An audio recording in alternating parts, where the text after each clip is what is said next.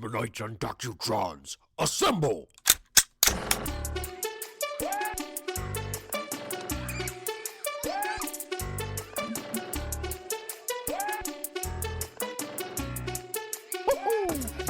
Okay, so back in the day, I was way above the wave, man. I traded in the girls for the video games. I played so much Super Smash Bros. Other kids called me names. They called me Mike Tyson. All right, well, this is Beaveman in the Dock. Welcome, Beavemanites and Docutrons. I am the Beaveman, and I am coming to you from Renegade Beaver Studios. And it's not LLC because I don't own the rights to that. But I don't really think anybody else is going to name their studio Renegade Beaver Studio. I used to have Renegade Beaver Studios a long time ago, but I got tired of paying the monthly fee for the pay file, like the paper file that has to get done by some independent agency because I'm not going to do it. I mean, I know it's only $16 in a month, but yeah, I still don't want to do it. It's probably up to 20 by now. I don't know. And with me today is Ron. Hi there. If you're a fan of Ron, as we said before, you're a Ron-yulin.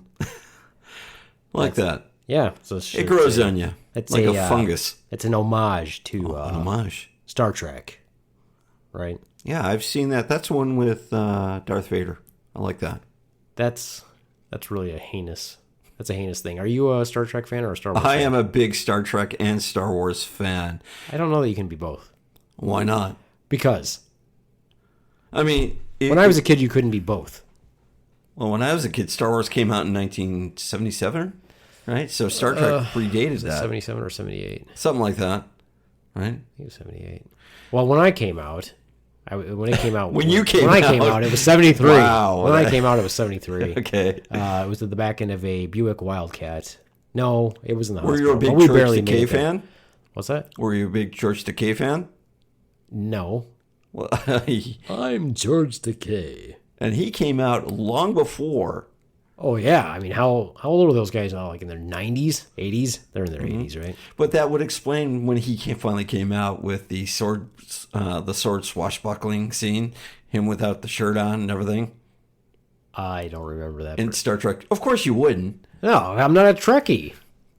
But I'm also a Star Wars fan, too. Okay, I guess that's okay. But, I'm a lover of let me say this. sci-fi. Let me say this. If you're my age, generally speaking, if you're my age, usually you like one more than the other. Do you like one more than the other or not? Or you like them equally?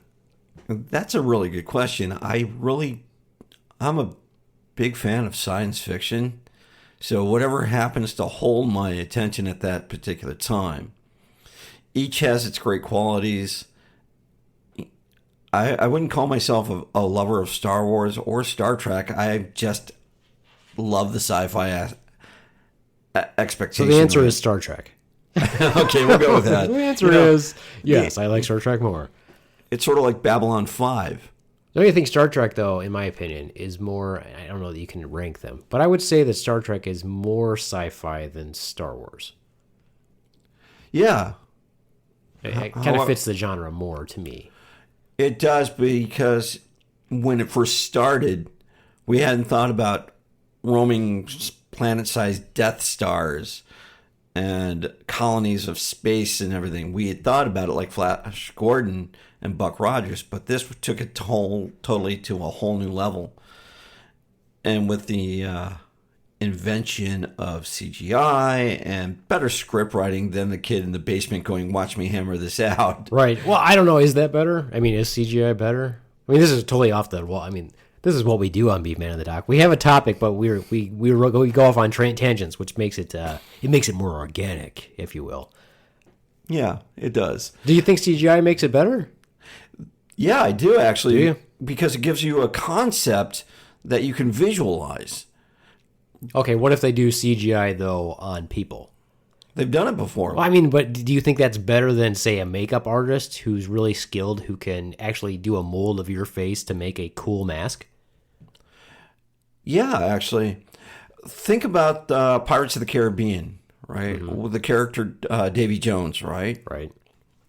The actor that played him was CGI. The makeup and everything. Now, if you think about how they made the tentacles move individually and the acting and everything else that went into it, without that confines of all that makeup, he could actually add the facial features. It could be added. The facial features could be added into it. The attitude can be added into it. Everything.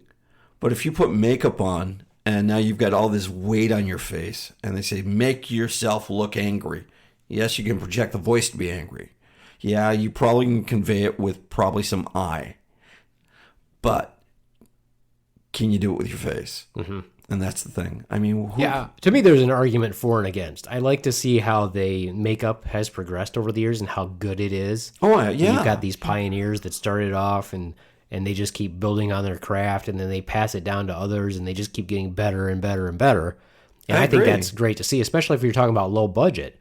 So that trauma films are the best. Yeah, and we're in the we're in this age of these giant production companies spending hundreds of millions of dollars to make a movie, and they might not make a lot of money off the movie. And then you've got these independent films that are doing really great stuff, but they're not going to afford CGI, and they're depending on good makeup artists, decent actors, good stunts, that sort of thing. I like to see that. I'm a big independent movie.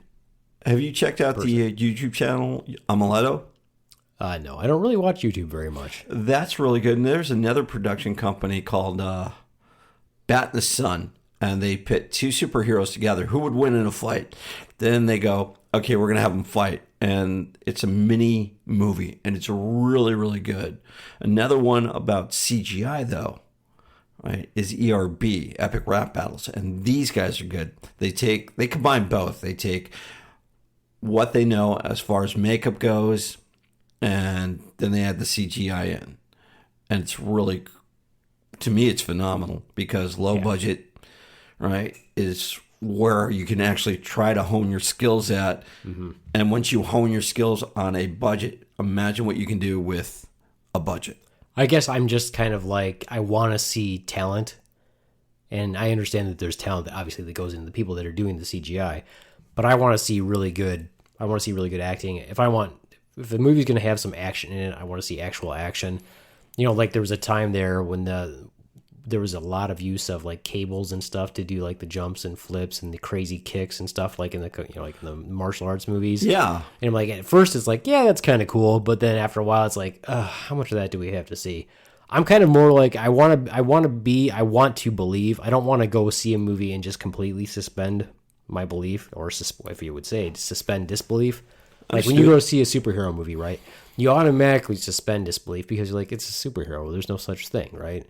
So if you're going to go see the Avengers, it's not hard for you to believe that, Thor can get hit in the head with a spaceship and be fine, because it's not real. But if I want to go see something back it up. Are you saying that's not real? No, it's not real. It's not a documentary. It was not a documentary that they were shooting. That opens my eyes a lot. I just want to see good acting, and I want to see a craft. So if there's going to be CGI, I want it to be CGI that's really good CGI, and I want it to fit. But if it's something that can be done by a human or by building a set, I'd rather see that in conjunction with a CGI as opposed to a whole, just nothing but CGI. The Walking Dead series is really good for that. They don't CGI a whole lot. What they do, though, is bring in all these actors and makeup and build sets, and it's great acting. Mm-hmm. When you look at the behind the scenes and what goes into it, and they do special talks afterward. They get the guy who did the makeup and how they did the guts and everything.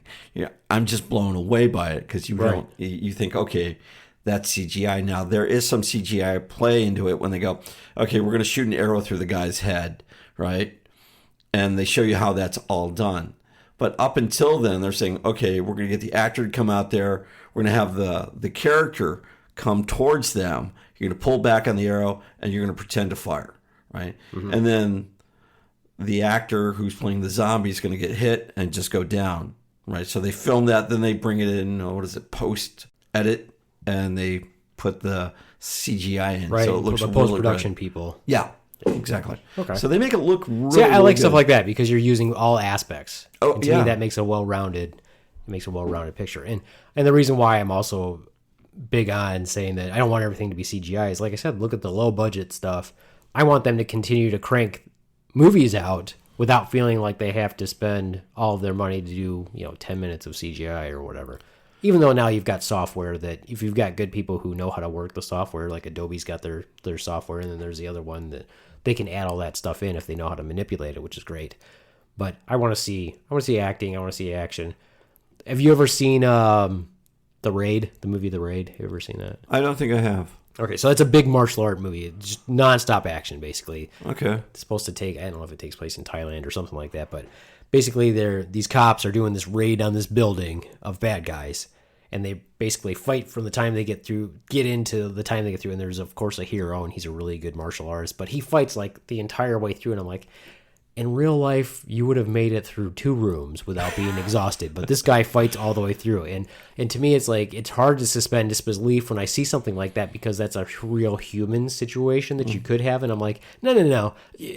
You fight continuously for 4 minutes. Yeah, but you're bringing your own reality into it. You're bringing your own reality into it. Think about the guy that knows nothing about martial arts, nothing about human endurance. You're bringing your own reality into it, and you're like, I cannot suspend my belief because I know that's bullshit. Right. You can't.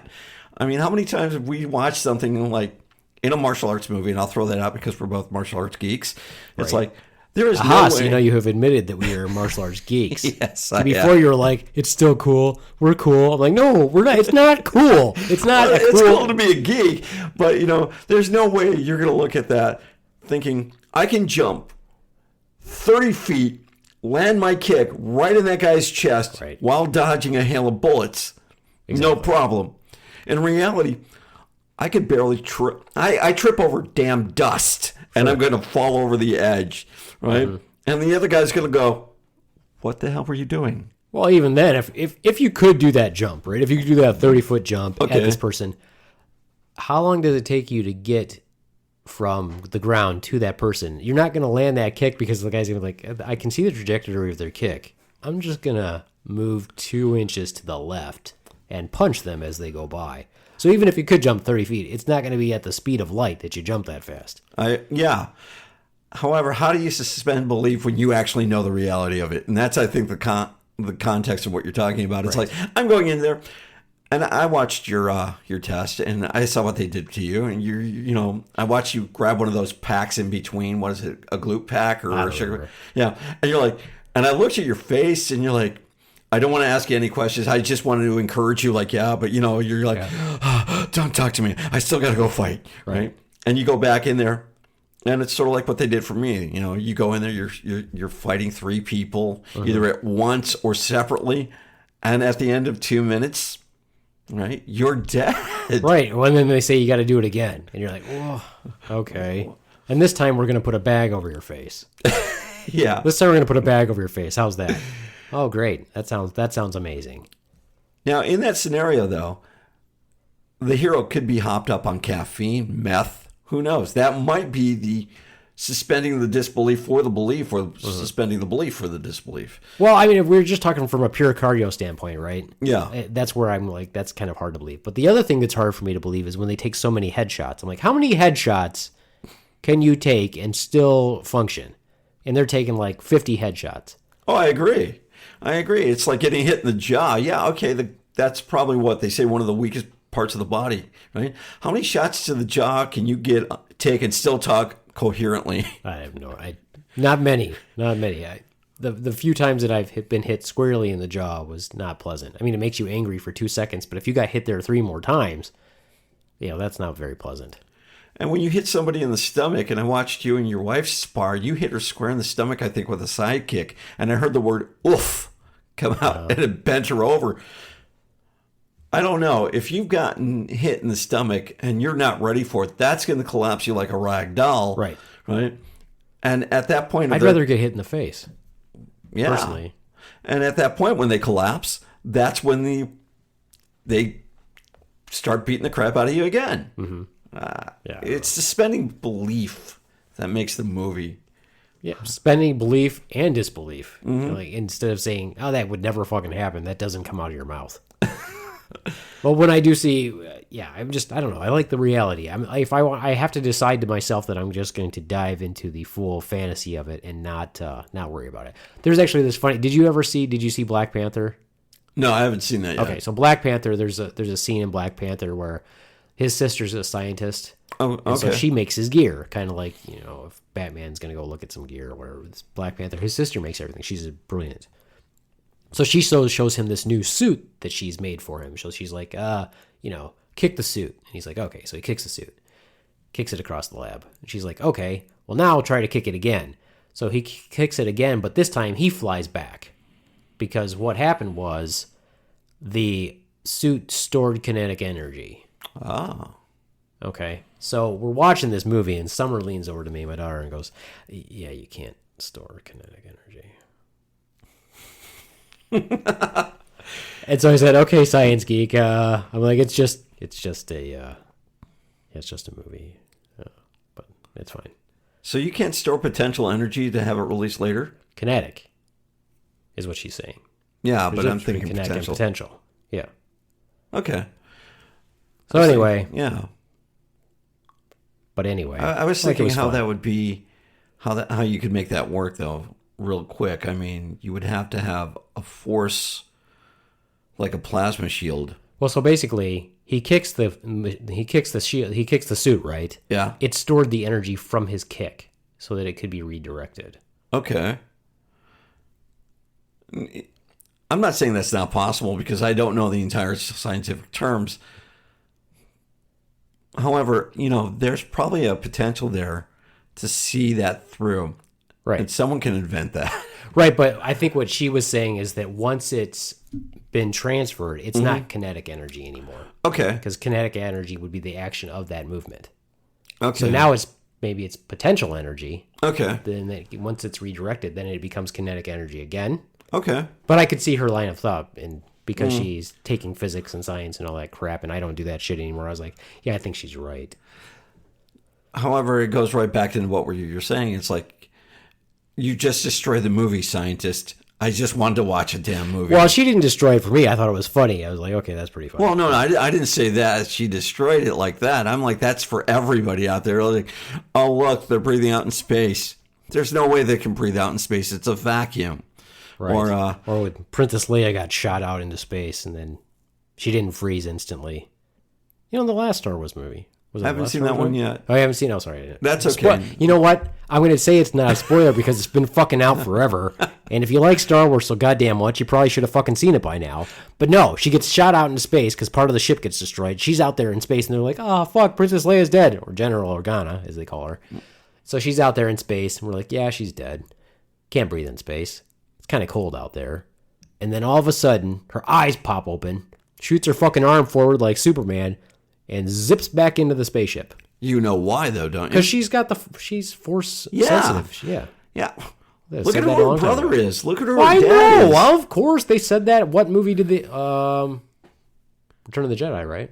I think so. When Ben says he was our last hope, and Yoda's like, There's "There's another. another one." Yeah. Yeah. Yeah. So we knew that then, but she never really used it other than having some premonitions.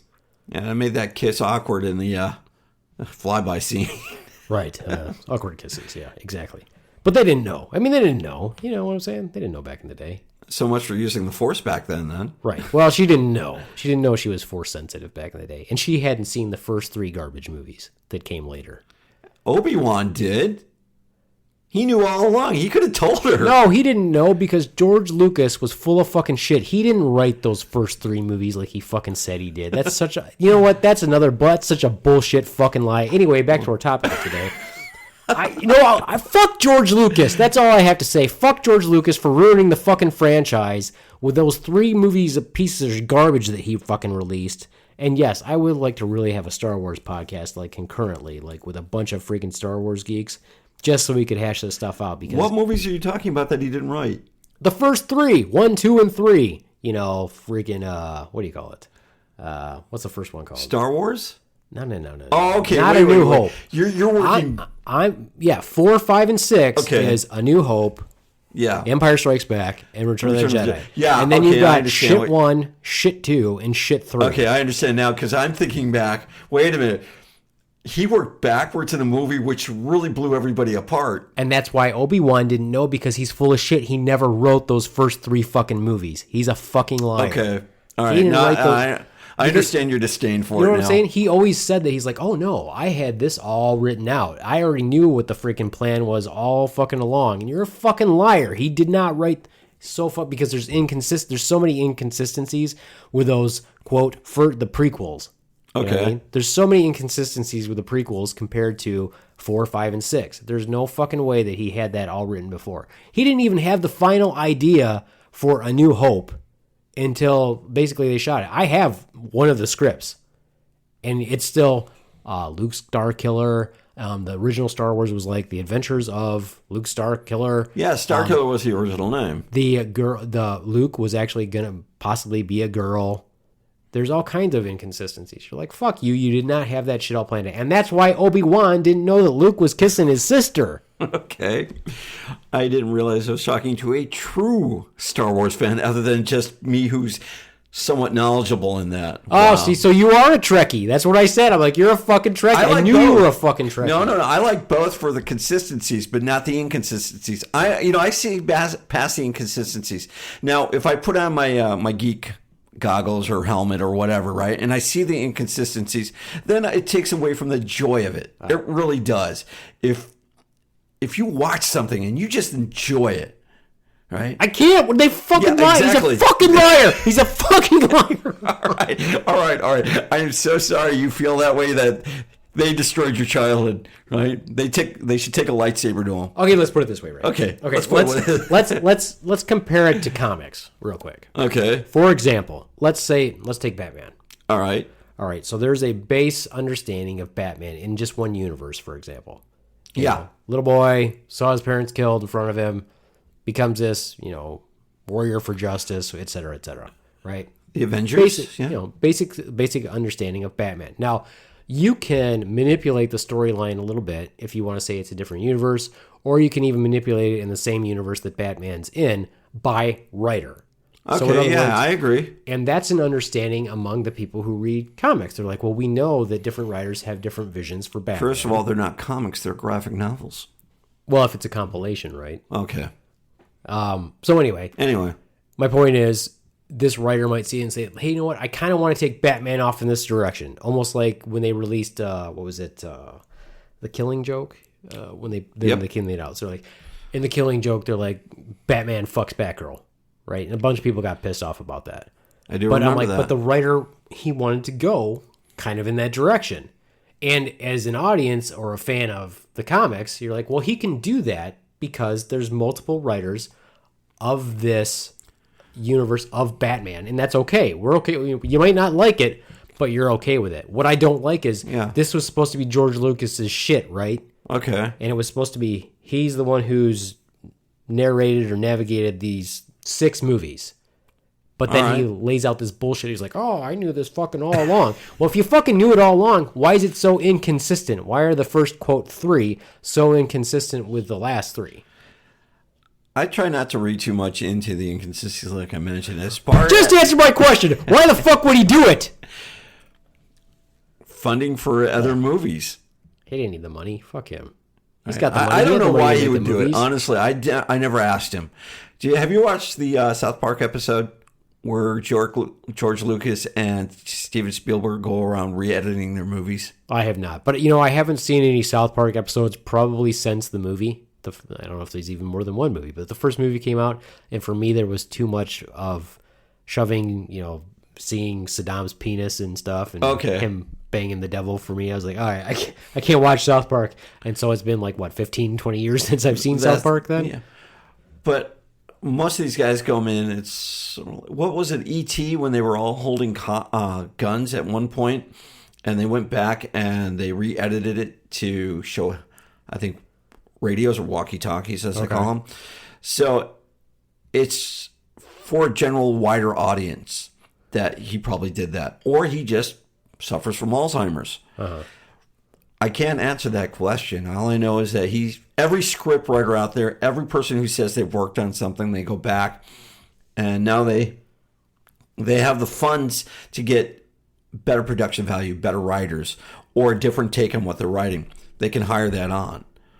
Imagine if you became one of the more popular writers, right? And your podcast is actually starting to take off. Now you've got people lined up and you want to release a podcast every week. However, you can't do it because now you're on contract, as you said, and you're out somewhere else doing this. And you can try and do a podcast on the road, which is that much more difficult trying to find a guest, or you can have someone step in. And they try to follow your idea, right? This is a great concept you have. I'm glad to be a part of it. But you can't be here, so you ask someone to take over. Just for that week, or 2 weeks or 3 weeks while you're doing your thing. People come back and they're like, oh, Beaveman would never say that. Where is he? What is this inconsistency? That's not his voice. Oh, he'd never talk about that subject. Where's the rage? I don't feel the rage there. There's no more rage. And then all of a sudden they meet you and like, on your podcast, season 2, episode 4, what did you mean by the word the? And you look back, I'm like, I didn't write that. And you watch the meltdown. Right? So in that aspect, what do you do it then? Okay, I can see the parallel that you're trying to draw. But there is no parallel between me and George Lucas in this respect.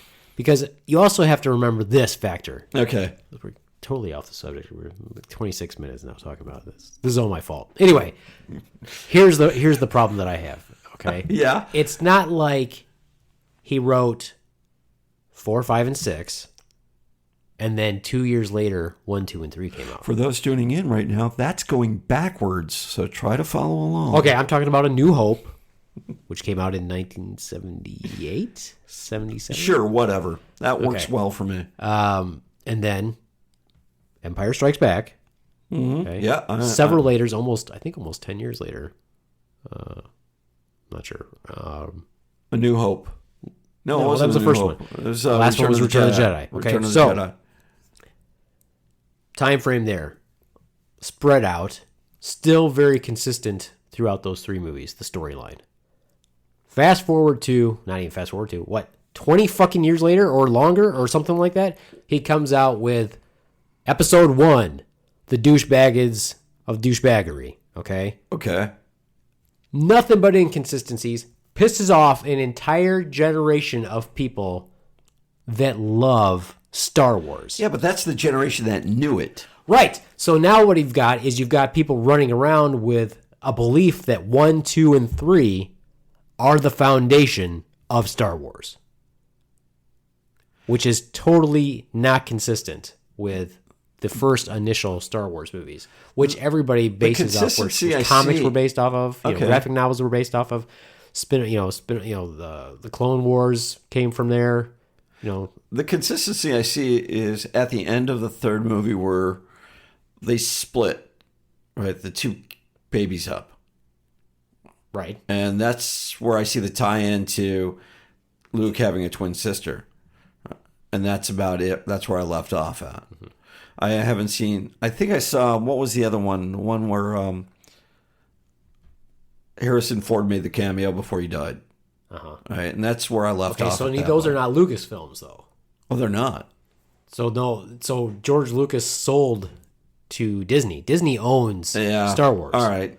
So these last, starting with Rogue One and then Rise of the whatever, these most recent movies, which I actually like, and a lot of people are like, "Fuck Disney," and I'm like, "No, these are actually consistent. These stories follow a consistent line." So it's the ones in between that I fucking hate. All right. But like I said, there's obviously as parents, right, when this most recent, well, not the most recent, but the ones in the middle came out, the ones that sucked ass in my opinion. When those came out, my son was little. He was a little kid. So of course, when that first movie came out, I'm geeked to go see it because it's been however many years, like 15 or whatever years between seeing the last Star Wars movie. And now I've got a son, and I can raise him and say, oh my God, Star Wars, greatest thing ever. I go see that, I'm like, fuck this movie, right? But he liked it because it was his first real exposure to Star Wars, and those are the movies that he would have grown up with had he not been exposed to the other 3 by me. I see your point. It's sort of like... You don't see my point! Okay, I don't see your point. You're being a freaking devil's advocate for George Lucas. No, I'm not. I'm a big horror fan, and I understand where you're coming from. Friday the 13th, Part 1, when I first saw it, was a great movie. I loved it, right? I love the ending. Kept the audience riveted, right? It was a slasher film. Let's face it. You knew there was blood, guts, and sex, right?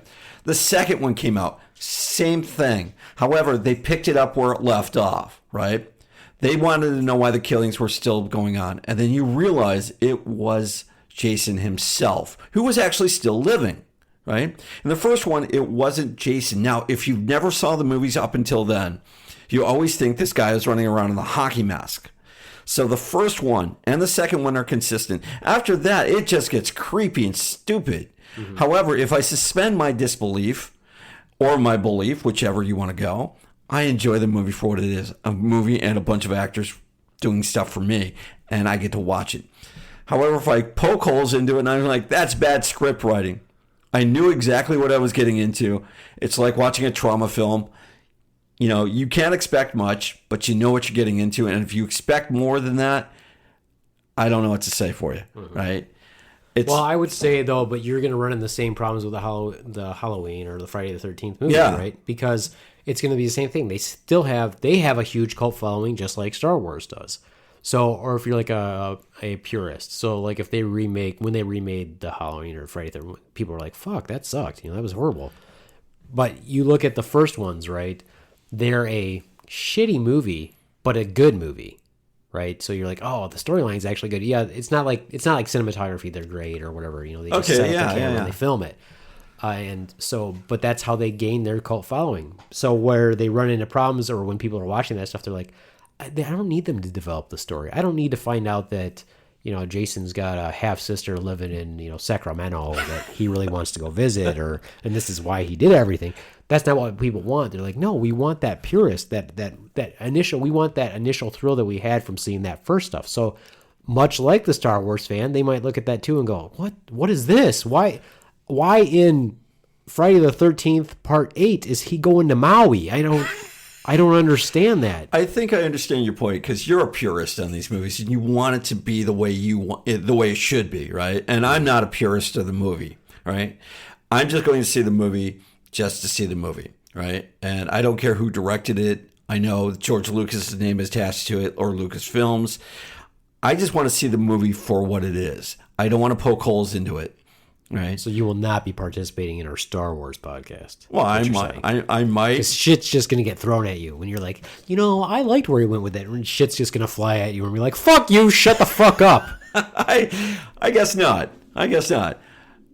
When I look at some of the battle scenes and everything, and once again, I'm a geek, and I'm like, wow, that's really cool. And if I apply the science, like, oh, did you hear the sound of that explosion? There's no sound in space. Right. Exactly. You're like, wouldn't that implode? Wouldn't it actually just implode on itself? And like, wouldn't it just call, I don't know. And, is there something called the Force? It's called faith or chi or ki, right? And it's like, yeah, but it can't choke out people, right? Can it? You don't know that. You might be able to. Yeah. No, because I would abuse the shit out of it. I know. Well, that doesn't mean you know how to manipulate it.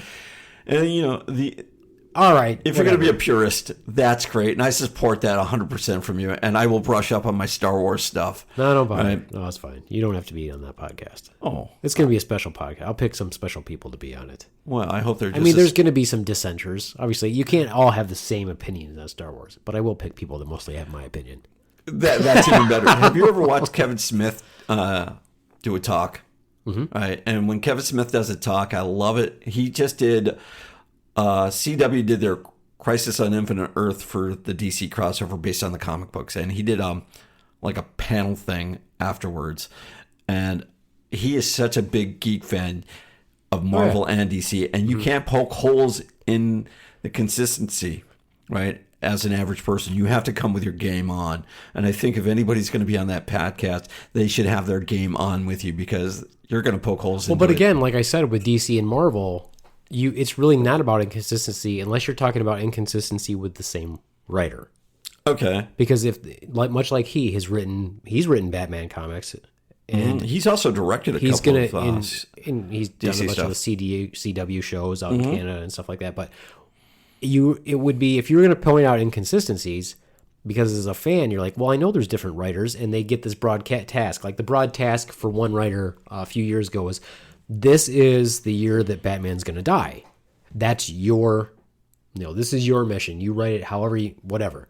Okay, there would only be an argument to point out inconsistencies if it was with the same writer as he did the storyline that he had inconsistencies. But if they bring that into the Batman universe, right, that he's in, or currently right now, right, they're going to look for the inconsistencies as well. Right, but you still can't argue it if it's a different writer. You might be able to. And they're not going to stray, if it's, if it's that 1 year, usually it's their goal, that's their mission for that full year. You're talking so like you a don't one-shot.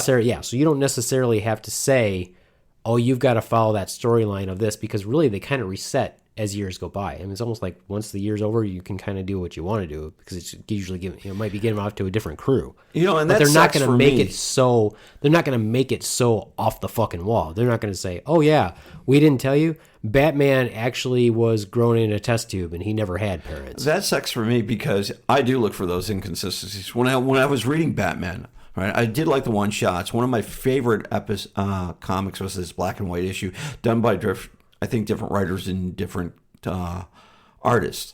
So I expected that one shot to be different. However, if you're bringing it into the main storyline, how do you change that storyline to be consistent? Right. Or if you're going to okay, you're going to reset it, and DC does that, and Marvel does that. They will reset their entire time. Rebirth. Yeah, I mean, you can't stick with the same shit for 10. I mean, if you're like 10 years, you're like, oh, even if you read it from decade to decade, you're like, oh, shit needs to change. Oh, I agree with that, but the way they could do it a little bit smoother, like they did with the Green Lantern. The Green Lantern with the consistency, what is it? Which is really bizarre the way they did it. I think in one point, and I remember reading the comic, I don't have it anymore, I'm going to remember it from memory, is the way one of the current Green Lanterns got his ring is he stepped out of a nightclub to get some air, and he was just handed the ring randomly. Here, you're the new Green Lantern. But he's supposed to be selected by the ring itself. Yeah, but it was just one of those things like, okay, is that consistent with the ring or consistent with Oa?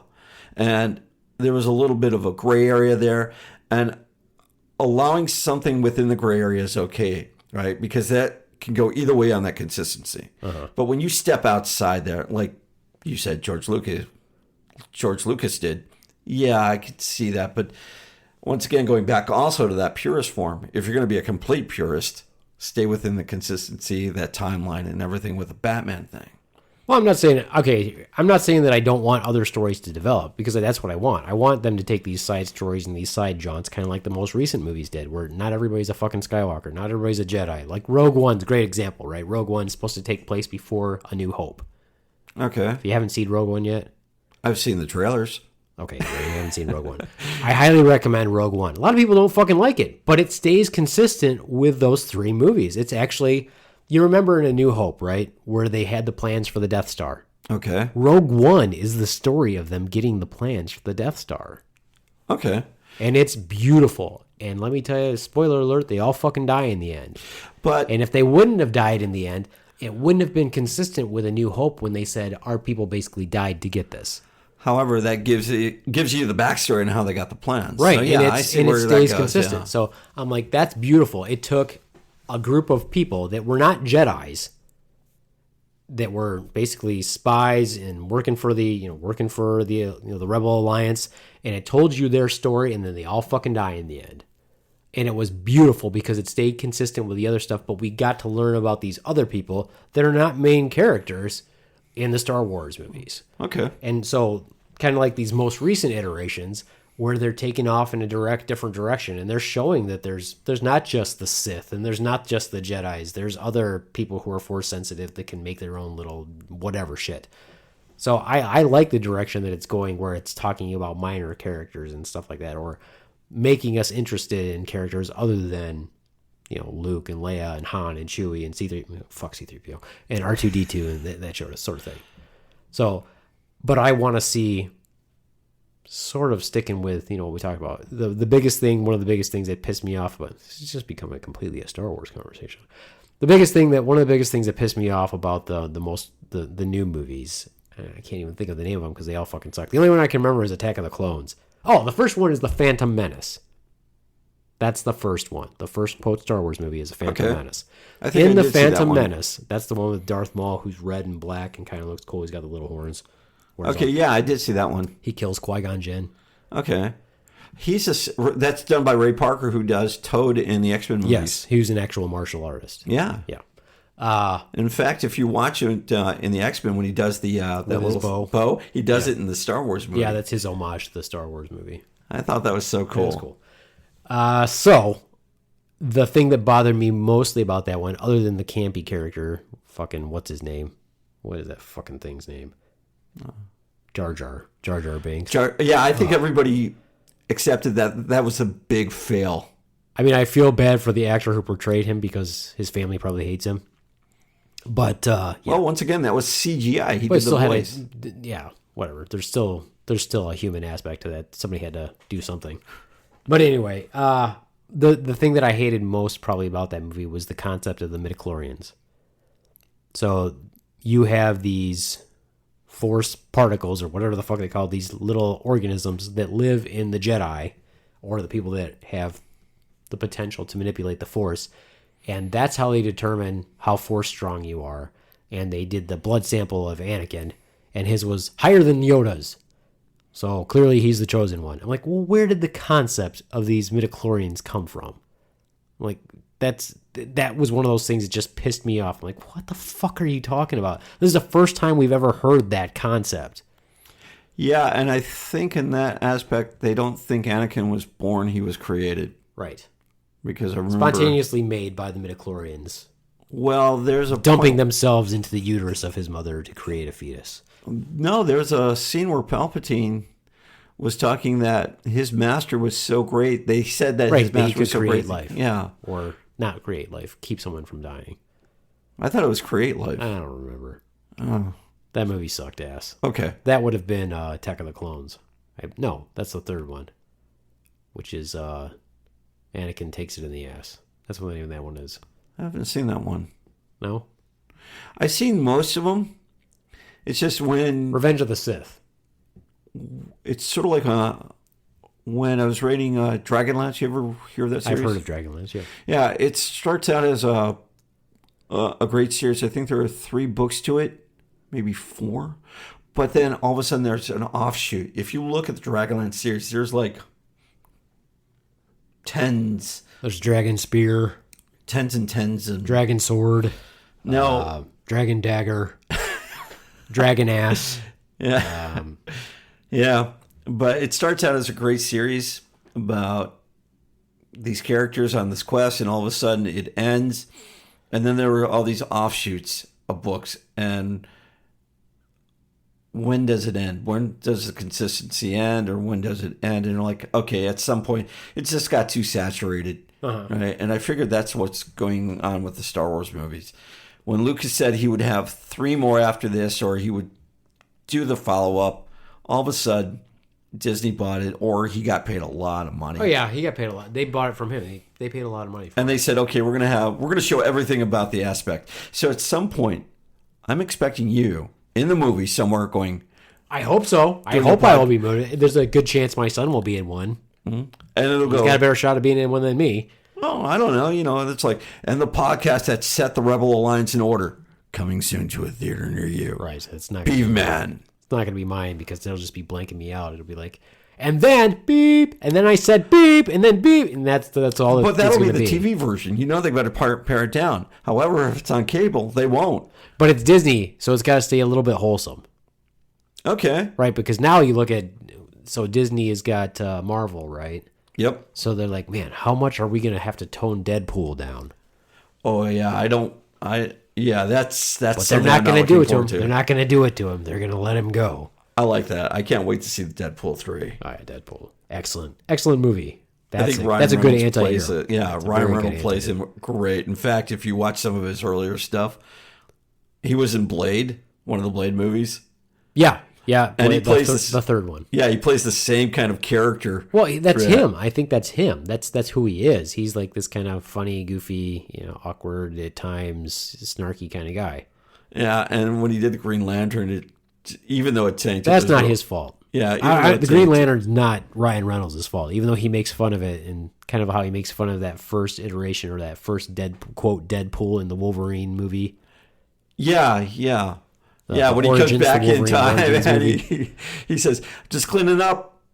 Good on you, whatever it was. All right, shoots him in the head. Yeah. He just comes back and shoots some more. Yeah. Right. Or the first movie where he's got that as, it says his most prized possession, and it shows the little action figure from that movie. And he's like, no, wham. Yeah. No, Green Lantern, not Ryan Reynolds' fault. No. And I love the outtakes in the Deadpool series. For Ferris Bueller. Little no, the first one. The bloopers basically, because they have them. I won't spoil it, but you should see the outtakes that didn't come in. Right? Yeah. But the midichlorians actually could lead into, guess what? A zombie apocalypse. Right? Yeah, sure. Why not? Reanimation. Exactly. Well, if you've listened to one of my podcasts, it's called. Have you ever listened to my podcast called Sci-Fi, or is it? I will now. Or the Halloween episode? I will now. Okay. Well, in that episode, I'm listening. In that episode, I talk about prions or prions. It depends on how you pronounce them. Some say prion, some say prion. But we have those already in our brain. It's a protein, basically. Okay. If it becomes abnormally folded by something that we ingest, like tainted meat or something like that, that also has those, then we can have prion disease that directly affects our brain. So when you talk about like mad cow or I was just going to go with mad cow. Basically, that's what it is. So basically, we could have this issue happen to us 15 years ago, and it will never manifest. It might not ever manifest. But if it does manifest, it could be 15 to 20, 30 years later, right? And then all of a sudden, we've got encephalopathy that we could die from. Okay, well, it can also be inborn in us. You can also have this inborn error. I did a horror story, quote, about that, where I used that concept of that type of condition as if they were alien invaders that were microscopic that infected our cattle. And it might have happened 30 years ago, and then now it's finally going to kick into all of us. Widespread is going to kill off the entire human population. Interesting. Sort of like every year we go through it, like the flu virus or the bird flu or birds or whatever latest virus is coming. Right. Exactly. So, which sort of segues into our conversation about the apocalypse. And how Star Wars can actually save your life. It can. If you have copies of 4, 5, and 6, and then the latest iterations, and you completely skip the Phantom Menace, Attack of the Clones, and whatever that Sith movie was, you could probably live a long time off of just those ones. However, if you come across a crazy person and they're a purist, you better know your shit. Because then they'll ask you questions. And if you happen to know your stuff about the movie, and you might survive. So what was your pick for the apocalypse? What's your apocalypse scenario? I have two of them. Okay. One is, of course, the midichlorian zombie virus, because that's most likely to happen. You think that's most likely to happen? That or a virus. What's the chain of events? The chain of events are, as nanonite robots become more, we become more and more tech. All right, we scale everything down, and now we've got pills that we swallow to do X-rays and stuff like that, and we have AI. Combine the two, you have basically miniature robots, and once they get in the blood system, or they start using them to reroute the lack of a better word, and I know you know better terminology than I do, the electrical system for the brain, right? If you think about it, a dead arm, as long as you get an electrical impulse to it, you can basically reanimate it or keep it going. Okay. Right. And you've seen that with spinal cord injuries where they'll put a patch somehow. And I remember reading this. I don't know the terminology or all of it. It doesn't matter. It's an idiot podcast. You could totally be lying. It wouldn't matter. But, there's some truth to this, is that they patch the spinal cord with that electrical patch. And now you can walk. Although not good, you have some muscle reflexes. So with that saying, if AI takes over and they can reanimate the dead somehow with dead tissue. Right. I can't think of the word. I was going to spill it. So now you have this zombie apocalypse with one thing in mind. Just take over the world or take out anything in your way. So you're saying there's a mastermind behind this particular thing. So it's not something that, or are you saying the robots through their AI have achieved this goal? They could have. It's. I mean, it doesn't really matter, but it really doesn't matter. But it just if one gives us an enemy beyond the enemy that we're encountering daily, then like, oh, so there could be an end game. We could find this entity or whatever and destroy it, kind of like in the Terminator movies where it's Skynet, yeah. Skynet. We created this. So once it got beyond our control, what happens then? Right. Sort of like now we've got all these AIs running around using dead tissue. Now how do we get, right? And if we band together, right, that's one thing. And we start to eliminate it. However, that tissue that AI with those nanobots can be transferred into the blood system or whatever, or like the other scenario is they're airborne. We've already breathed them in. Okay. Right. So they're lying dormant, right? Because they don't know that we're not dead. They're just, we have full consciousness. We can survive. It doesn't have to think because it thinks that it's already thinking. So it sounds like we've already lost. We could, right? Uh-huh. So what's your plan then in this particular scenario? So if let me ask you this question. Okay. Can they take over if we're alive, or do they only take over if we die? That's only if you're dead. Okay. Right. So while alive. Now the other scenarios, I'm not going to go too deep into beyond the nanobots because I'm pretty sure someone's going to say, but that can't happen. I don't want to. Well, prove that doesn't matter if it can happen or not. It's our pick for the apocalypse. But the other one is a virus, and what I love about the viruses these days is that every place you go, there's some sort of airborne, bloodborne disease. Sure. Right? Waterborne disease. Bacteria, fungus, everything. Everything. That's why we have an immune system. It fights this shit off. Yeah.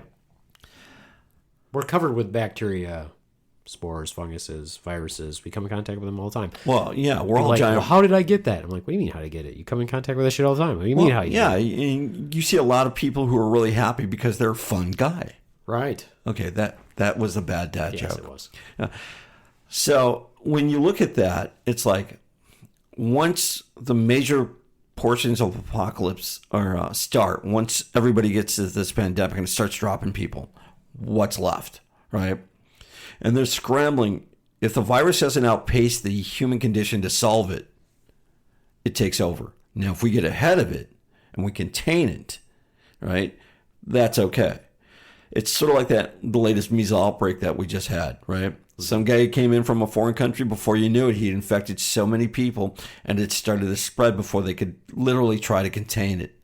Once they got it contained, they got ahead of it. Or once they knew about it, they're like, everybody needs a measles shot. Let's get ahead of this thing. Mm-hmm. And so they started to get ahead of it on that information. But in that case, if you can get ahead of it, my best case scenario is you're going to band people, get them together, set up clean areas, burn the clothes, and start to bring into purification acts, like purifying water. Where'd you get the meat? What's the canned goods good, right? Mm-hmm. Right? Oh, you coughed. You need to go to quarantine for 24 hours. But it was just a cough. I sneezed. Oh, well, then it's 48 hours. Mm-hmm. And if you don't develop a fever, right? The bad thing about that is this misinformation and cult attitude. People are going to go, it's a sign from God. No, it's a sign that you were stupid, right? The other thing is how some person's going to take something out of context and say it's the devil, or it's because we watched George Lucas movies and we weren't supposed to. There were so many inconsistencies. Now we're paying for our sins. No, that just hurts your brain. Okay, so we're talking about a pandemic. We're talking about a pandemic, an apocalyptic scenario. How much of the world's population do you think has to die for it to be? We're talking like a third, 2/3. I run scenarios on this before, and if you can't contain it, most of the world will die, right? If not everybody. At least 2/3 of the population, I would say. I was going even more for that. I'll say conservatively. Let's go with 2/3 of the world's population, which is substantial. Yeah, okay. I mean, if you talk about the United States, right, that's 200 million people that we've got dead already in one day. 200 million people that are gone. Okay, and then with the wind blowing and collapse of infrastructure, collapse of the economy, inability to, farming's out the window. I think now we just got to dispose of massive amounts of dead bodies. I think the economy will right itself, not in the sense that we know it, but in the sense of trading. However, infrastructure, that'll reset itself back to its most primitive thing. Whoever has the most muscle wins. So you're thinking small territories. Yeah, right. Until someday, 50 years in the future, we can somehow reconsolidate. Yeah. Onto some sort of system. You see that reset itself every so often. Right. And then with your small pockets, I mean, if you're going to go to remote islands, sort of like, I think it was the Spanish when they came over here, they introduced a whole new set of diseases to... Here, take our blankets. Here, have some smallpox. Yeah, I was thinking that when they came to Central America, they introduced all sorts of new diseases, right? Had they stayed away, nothing would have ever happened to Central America. Right. Well, you can do that now. If you there's a documentary called First Contact, and it's not really First Contact because these pygmies or whatever had already seen people, but deep in the jungle, there's still out pockets of tribesmen living that don't live modern at all. And then they're on protected land, and they've even said when they kind of contact them, they're like, well, we have to stay back for them. They don't. We could give them a cold and they could die. That's like this little island I think of. I can't remember where it is, but human contact is forbidden because if you get too close, they will actually come out and kill you. Right. Well, they're not used to seeing the common person anyway. No, they just don't want contact. They have planes fly over. Planes, I think, are forbidden to fly over. They'll actually start throwing rocks and arrows and whatever they can at this place. They just had a missionary not too long ago who bribed some boatmen to go to this island. Never survived. Yeah. And then they turned around and the government fined those boatmen, if I'm remembering correctly, saying, you knew that was off limits. You're in trouble. Right. I remember hearing about this in a podcast not too long ago. Wasn't that person? He was fairly young. Yeah, he was a young missionary. Like an idiot. Some hey, fuckhead, don't go there. Yeah. So I don't. Kind of like one of the Rambo movies. Yeah, don't go there. I think if anything, 2/3 of the population is a little. I think more of the population will die off because of just mass confinement. You got your China, you got your Russia. You've got Central and South America. You got Canada. You got Japan. I think more of your archipelagos and your lone islands. That's where you're going to survive. Anything with a mass population, New Zealand, Australia, even I would so far as saying if they don't have contact at the Arctic and Antarctic stations would survive. But once they have contact, it's leaving that area that would kill. Right. So. Yeah, I mean, I agree with you. Like that first wave is going to wipe out a lot, and then you're going to have the sequela effect of that. After that, at the after effects, you're still going to have a shitload of people die from secondary illness too. I mean, so and then once that happens, then you're going to get buildup of a resistance. But for how long before that resistance builds up, and then after that resistance is built up, how long before that virus mutates itself again to come back and kill everybody? Yeah, and then you're also going to have the people that have chronic conditions that didn't die for some reason. You're hoping it's going to be this great big cleansing effect, but it's probably not. You're going to have people from My 600-Pound Life that survive, and you're like, how did this? Why? And that couple that bride that came in from Colombia, as we discussed the last podcast, went to the woods in a scenario. Right, exactly. And I could not find out what happened to her. I typed in a bunch of different searches to try to find where she's at now, and all it was is everything talking about just that episode and blogs about that episode. I'm like, where is she now? I will find Tatiana, her. if you listen to this podcast, give us an update on what happened. Are you still with that chump? Did you go back to Colombia to be with your daughter and your family? Just let us know. Did you think that guy was a nutbag? Because we did. I went off the rails with my apocalypse stuff and my let's hear it. Idea. No, what are your resources for this? So you're just banding together with everybody and you're basically No, I'm a little bit more skeptical. I don't trust the human condition that much. Every time I think back to and I'll go Star Wars and Star Trek here, I think there's a greater good out here and everybody bands together for the greater good. But to get to that greater good, no one trusts anybody.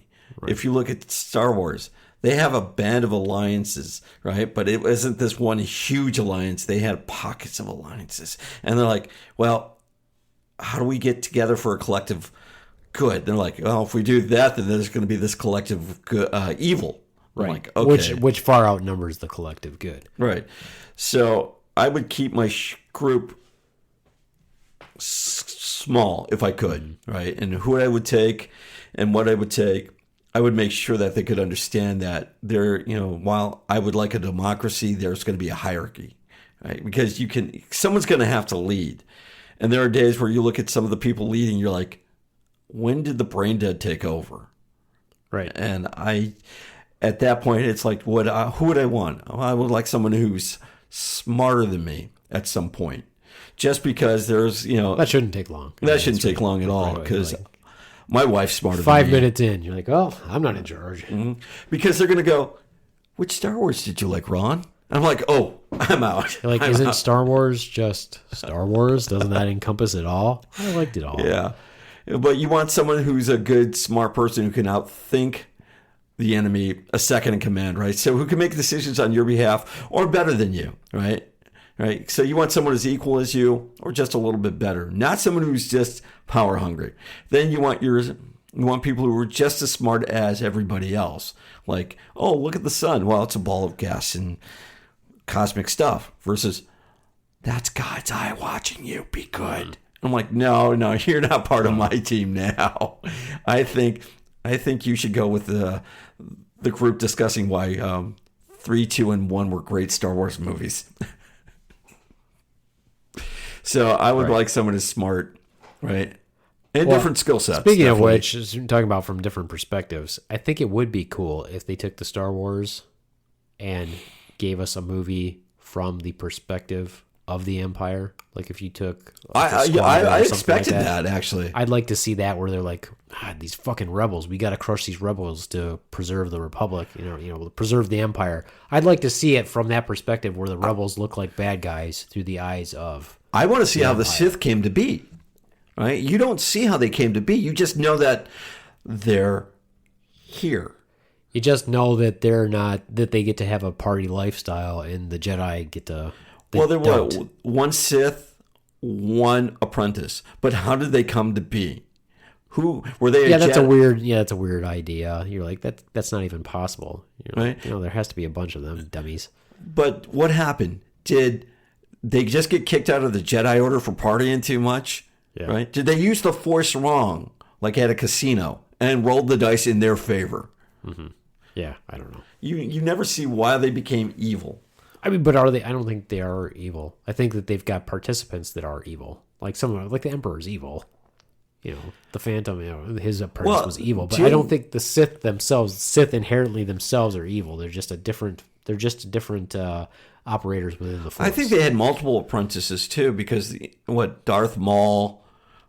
Before Darth Vader, there was who was the robot Darth? Robot Darth. Yeah. You're talking about General Grievous? He's not a Sith. He's just a douchebag that they taught how to use lightsabers. And he's a robot. Am I thinking of Darth Sidious? No. Christopher Lee played him? Had his head chopped off or something, or his arms chopped off? Oh, you're talking about Count Dooku. Count Dooku. Okay. Yeah. So I think but he was the apprentice. Yeah. So that was before the.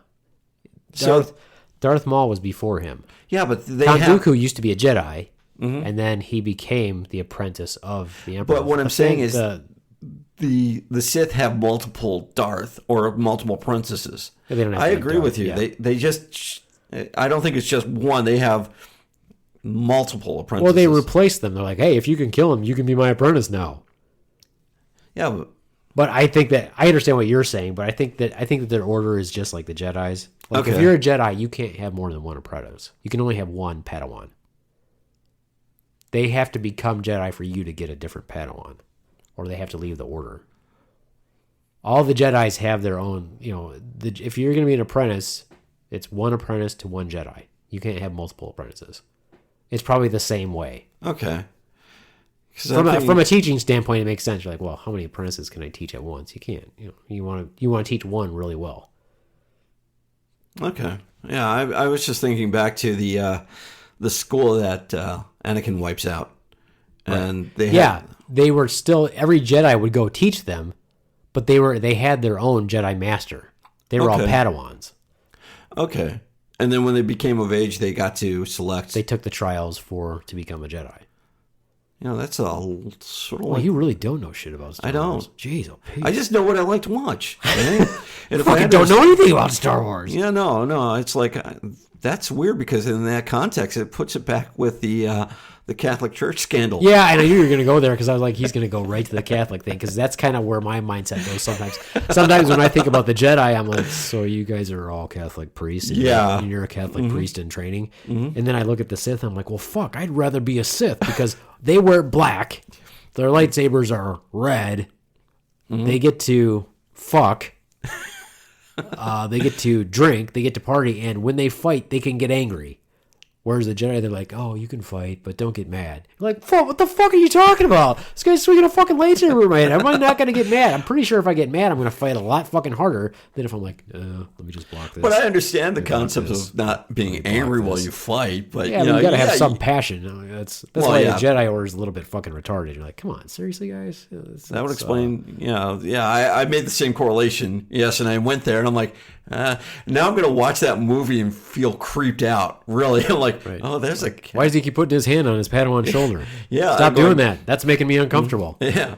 And why is a little sponge toy talking to him? Here, talk to the puppet. Oh, you did. Yeah, right. Like, wow, that's... What? Yeah. That's creepy now. Star Wars. Young Padawans. Count Dooku was Yoda's Padawan. Oh, he was? Yeah. I didn't know that. Yeah, when they're fighting... He says something to him about my young, I've come a long way since I was here, blah, blah, blah. And like, yeah, young Padawan, blah, blah, blah, blah. Okay. Prepare for me to chop your head off. Actually, Yoda fights... Yoda fights everybody because he's a badass. Yeah, but I don't remember him fighting Count Dooku. You don't? He's the one who saved Anakin and Obi-Wan because they got their asses kicked, and that's when Anakin's hand got chopped off, and Yoda, like, comes limping in. He's like, what the fuck's up, bitch?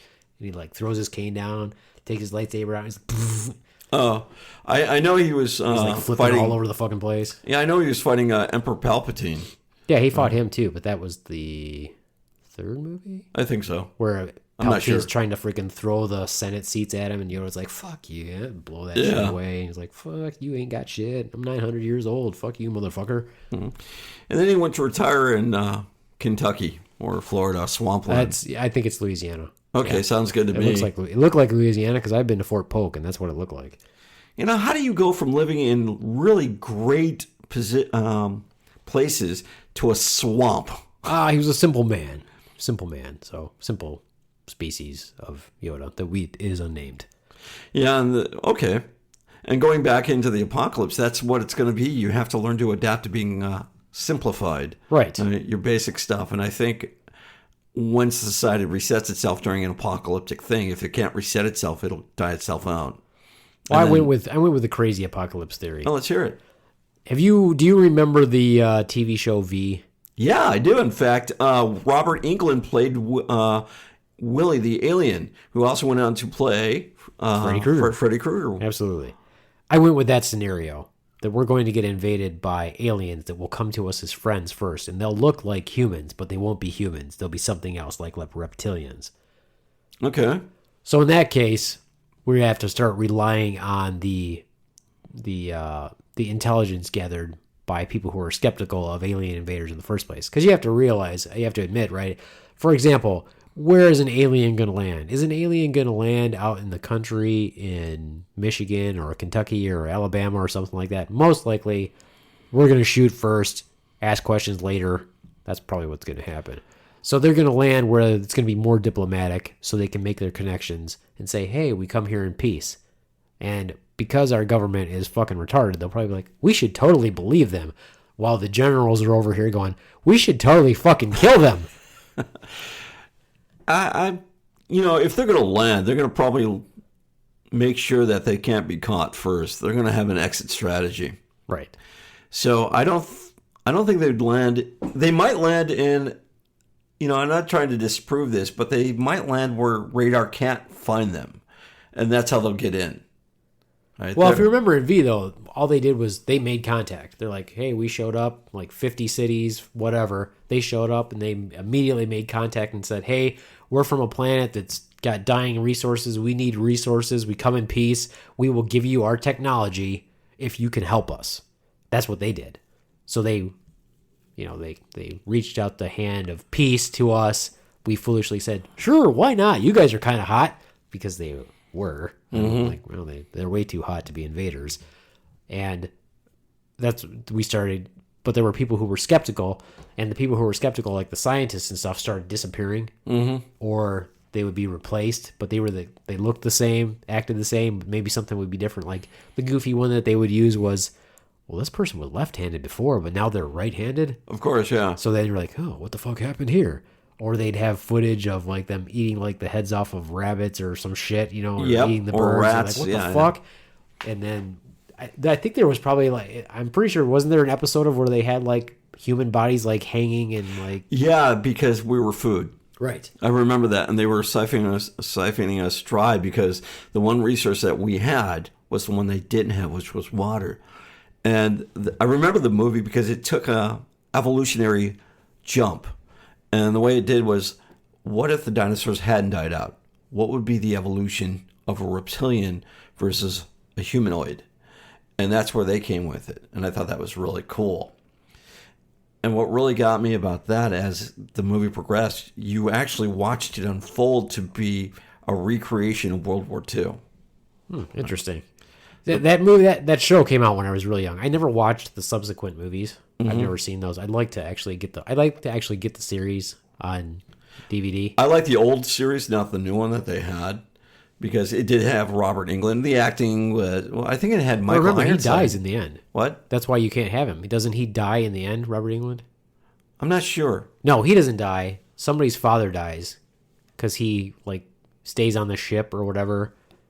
I think it was the girl's father dies. But then there's a crossbreeding, and one of the girls or something right. has special I think it's powers. her father that dies. The girl who gave birth to the first.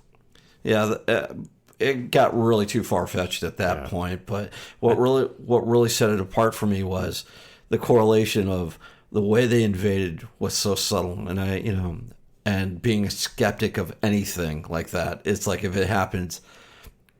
Right. The people that are going to flourish during that invasion, we'll call it, is the small arms dealer who will go in there with like armor pierce. Like, hey, guess what? We know this is an armor. We know this pierces their skin. So yeah, exactly. And have you ever seen any of the Aliens movies? Yeah. Right. Sigourney Weaver, when they're trapped on that prison ship or whatever. Yeah. And it's like, she goes and I look. I'm trying to remember the line was like, you guys know how to make fire, right? Fire kills everything. So if we go back to the primitive weapons, we learn how to set them on fire, guess what? They'll go down. Sure, yeah, these alien invaders would be succumb to fire also, I'm sure. But if you look at the reason why I went with the alien invasion is because the theory that why wouldn't an alien, if there's alien bad, right, or what we consider bad, why wouldn't they invade Earth? If you look at just our solar system, right, what is the most attractive planet? Oh. I mean, ours looks pretty. I mean, it does. It's a sexy planet. It is. It's a beautiful planet, and it's got water. So if you're going to invade some planet, it's most likely going to be ours. And why come here? There's two reasons to come. There's only a couple reasons I can think of to come here, right? Okay. One is if other life forms are aware of our planet, which I think they are, a good reason to come here would be like vacation. Okay. Just to check it out. Like if you're not if you're an advanced alien race that can travel here, I think there's a good chance that those races are peaceful anyway. They've evolved beyond war and conflict. So they're like, let's go see the blue planet. Sort of like Men in Black theory. Yeah, we're something. Yeah, they just come here. Yeah, they just come down here for a vacation. Yeah, it's a nice place. Yeah, where you have them coming through like the planes, the TSA thing. Yeah, and they're like checking stuff. I'm like, well, why wouldn't they? It's a beautiful planet. Okay. So I could see that. That I could definitely see. The other aspect is there other races out there, like, how you've got where they talk about the Greys and the reptilians, that sort of thing.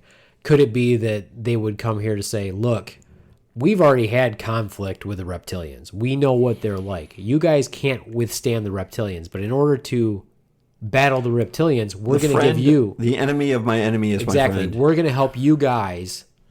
We're going to give you the technology that it takes to fight the reptilians. And we're going to teach you how to... But all we want in exchange from you is we really want to rip the tongues out of your cows. We really want to anal probe the people who go to national forests, and every once in a while we're just going to steal some people. Is that cool with you in exchange for the technology? I could see that aspect also. Some would say that's already happened. That's what I'm saying. And then the third reason, of course, is the most ominous, that they're just like, fuck, man, we're going to go take the blue planet. They have the resources we want. Yeah, it's covered with garbage, but it's also covered with water, and we're just going to milk this planet for everything we can, and we'll just... Like locusts. Yeah, exactly. And then we're just... Who cares about the humans? We'll either... they're either going to be our slaves, or we'll just kill them off. Who gives a fuck? Better yet, if you take all the resources off the planet, they die eventually. Right. So basically, and they turn it back into, they go back into itself. There's the scenarios that I see for aliens to come to our planet. So if I go with purely the evil one, which is the alien invasion, where they're, let's say that just like the visitors or V, they're gonna take over. They're just taking over our planet for all its resources, and we're their cattle. Okay. So in that case, what you have to do is, like you said, is you've got to band together with all the people that are like-minded of you, and thankfully you can find a lot of people with a lot of guns. And you're just going to fight. But you got to fight in small pockets. And instead of retreating to the country, which is what you would kind of want to do, there's no benefit in that, in my opinion, because they're eventually going to reach you. Or they may never reach you. But you didn't really further the human race in any way. What you have to do is really band together, and you've got to make a stand, in my opinion. Because if you can kill them, you can get their weaponry and their technology, and then you can just continue to fight them. And yeah, it might be war forever. Yeah, but if you do small guerrilla raids, as they call it, you go in and then you start advancing, right? But you have to have the resources of people to do that, and you have to train them. And to do those raids and to do that sort of thing, it's not going to be a rural thing. You got to be urban to do that. I read a Batman comic one time, and it's when I think the aliens invaded, and basically all the superheroes are trying to survive, and they're dying, but they're trying to survive. And Batman comes out of nowhere and just kills a bunch of aliens, right? And they're like, oh man, he's still alive, right? We thought he was dead, right? These aliens have been hunting him. And he turns around and it's like, no, Batman's been hunting them. That's why he's still alive. He's Batman. Yeah. So when you turn the tables on it, I think that's what needs to be doing. Well, that's what I'm saying. Why it's better in this instance, in this apocalyptic scenario, this doomsday scenario. I would say the worst thing you could do would be to hide out in like a country or out in a desert, far away from everything. You need to do is, like you said, it's got to be guerrilla warfare.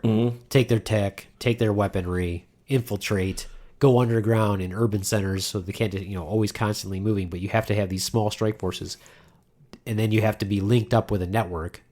Much like a military type thing. Yeah. You're like, okay, well, this is the target you guys are hitting. This is the intel. I don't know how to blend in with an alien, though. Well, you don't have to blend in because you're going to strike these targets. You're going to have people that can infiltrate or that can, that are working in the network, because obviously the aliens are going to have their human liaisons also, if they want to get what they need initially. So those people are gonna have that exposure to that mindset. So that's how they get around the wall then. So no matter if we build a wall, they've got a human liaison, they'll get through that wall. Well, I mean, there's underground ways of getting through this quote wall anyway. Wow. No, I'm talking about in the alien invader species, not the Earthlings. I'm talking about those coming from other galaxies, other dimensions, etc. So no, but it's talking about. I think that's how you do. I think that's how you combat that. And if we're lucky, we could actually attack them with biological warfare also. War of the Worlds. Right. Because our own, once again, a pandemic wipes out the aliens, which is really cool. And then we just steal their tech anyway. Right. Super virus, we try to knock them out with a super virus that only they are susceptible as opposed to us. Or we inoculate everybody and understand that, there's going to be, even though we inoculate everybody, there's going to be a percentage of the humans that are wiped out, but there's a percentage that are wiped out from the aliens anyway. And let's just hope that by inoculating and by herd immunity to that we'll be able to take them out, but not us. Yeah, what's your loss scenario versus what's your win scenario? Well, I would still say in order for the population to function as opposed to the worrying of greater than more than 2/3 of the population, I would say maybe I'm going to say with a quarter of the population. Yeah. Out of that quarter, I mean, how many people are going to be that? The scientists, teachers, doctors, tacticians, we'll call them, farmers, stuff like that. Because my wife once wrote a paper that all it takes is just one generation of wipeout and you lose an entire language, right? And in this age, without the aid of computer, it used to be, I think, a generation. Now with the aid of computer, you could basically, as long as you got someone who's computer illiterate, you can retain that knowledge. But if you got no one who's computer illiterate, now it becomes a dead language. Right. Well, I mean, like the virus that we develop is not going to say, "Oh, spare everyone." No, I know that, but we won't have a choice. But if less of the population is getting wiped out, then we still have a chance of having a good functioning society globally. Globally, right. And once again, it's about the hierarchy. As long as everybody's working on a collective place versus, I don't trust you. How do I know you're not part of them? Right. Because distrust after everybody's gone that's going to be another sentient being, basically. Well, there is a theory that some people prescribe to, I'm sure, and I kind of feel this way sometimes too, that the only way to bring peace and prosperity to the earth as a people is to have a common enemy.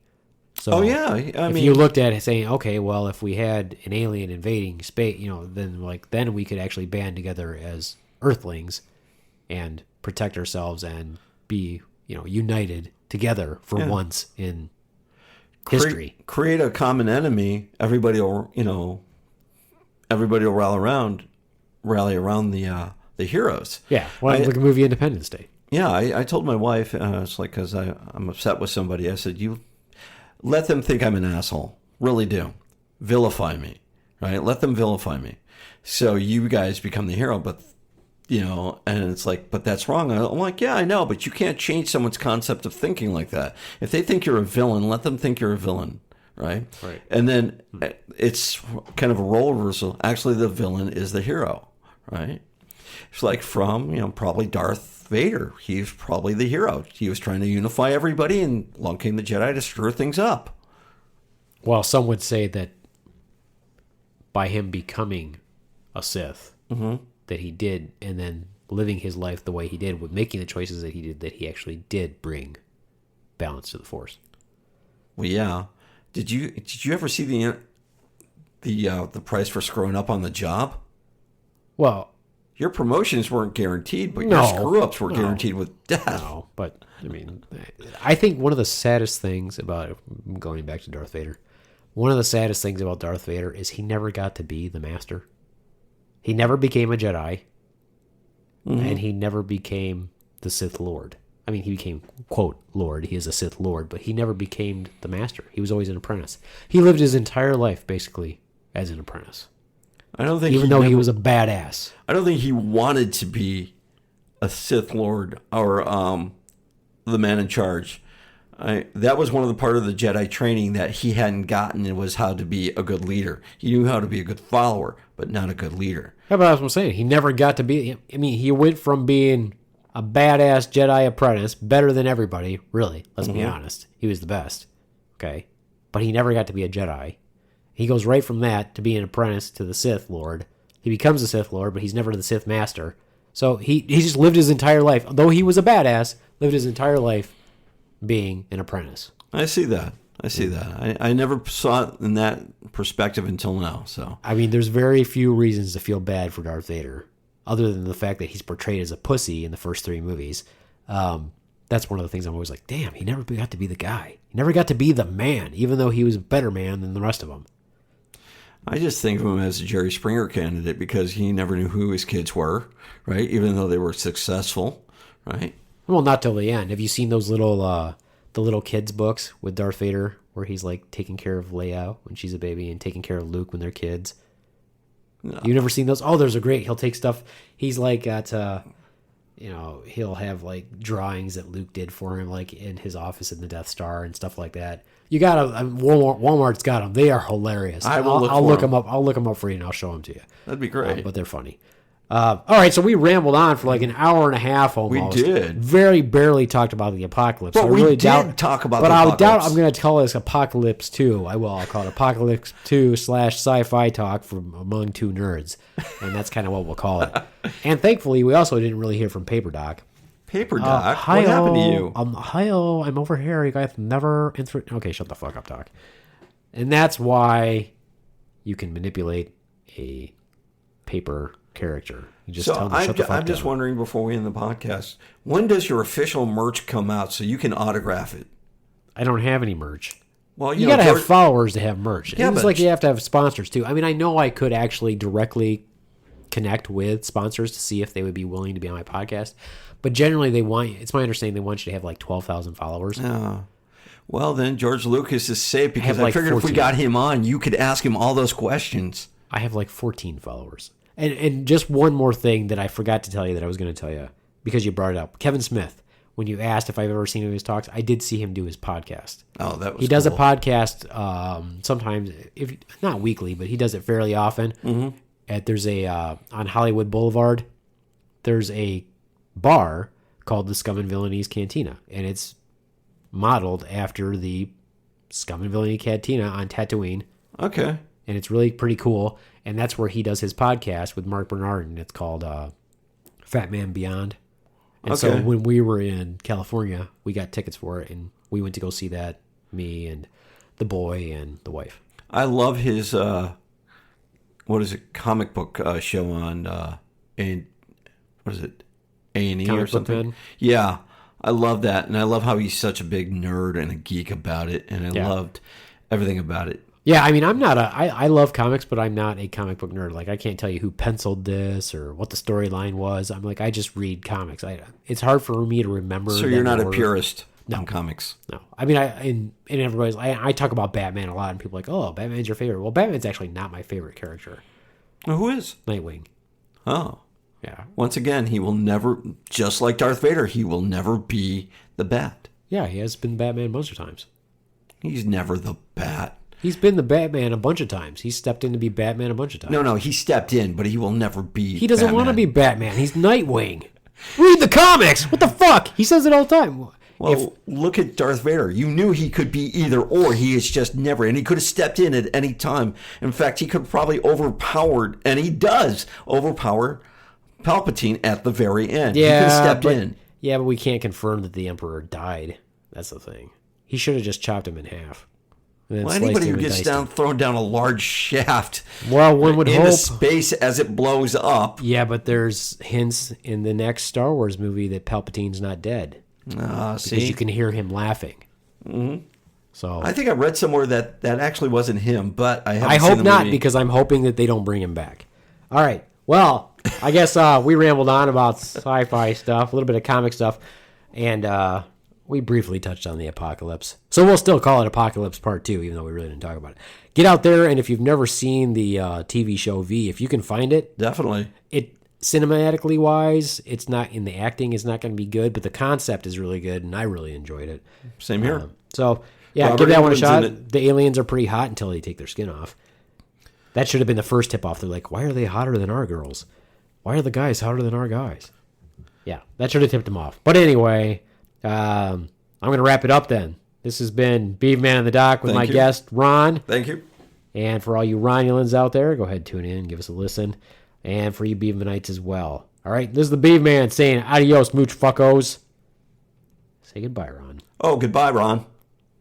Can't do that. That's the swan does that. She says Okay, goodbye. Just fucking say goodbye.